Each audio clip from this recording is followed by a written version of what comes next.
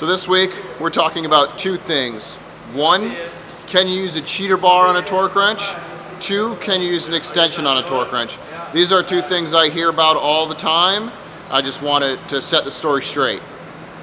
So this is the answer to the question, can you use an extension on a torque wrench?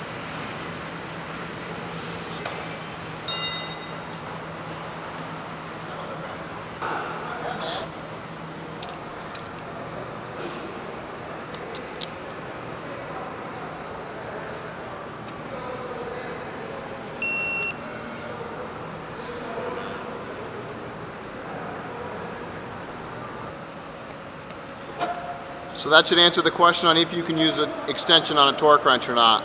That was a 14-foot extension, well within 2% accuracy. Now what we're going to look at is how to hold a torque wrench and if you can use an extension or a cheater bar. So I'm going to use this torque wrench the correct way and apply all the force in the center of the handle.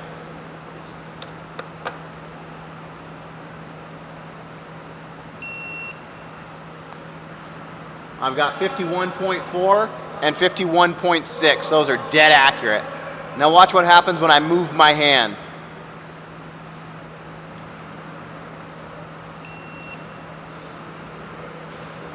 .0, 57.2. Those are well outside of my 2% range that's acceptable. Now if I put my official Snap-on cheater bar on this torque wrench, the exact opposite happens. My torque value goes down or my torque wrench stays at 50.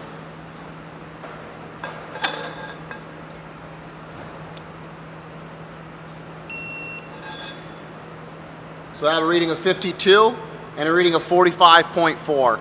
So this was always thinking it was putting out 50 foot-pounds, but it was either putting out well over 50 or well below 50, depending on where my hand or where my force was applied on the torque wrench.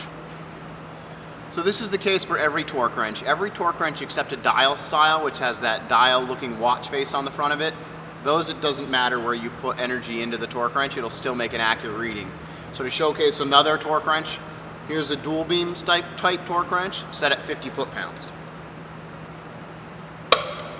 So 49.9, it's not going to get much closer than that.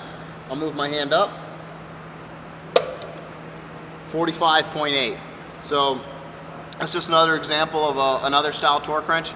Depending on where you put your input and energy, it changes the actual output. The torque wrench is still clicking at 50, but the output is wrong. So that's it for this week, and there's your answer. Yes, you can use an extension on a torque wrench, and no, you cannot use a cheater bar, and yes, it matters where you hold the torque wrench. That's all I got for this week. Next week, we're going to talk about screwdrivers. I'm going to try to keep it a little shorter, try to keep it under 2 minutes. I hope you enjoyed this. I hope you enjoy the rest of your week, and I'll see you back here on Monday.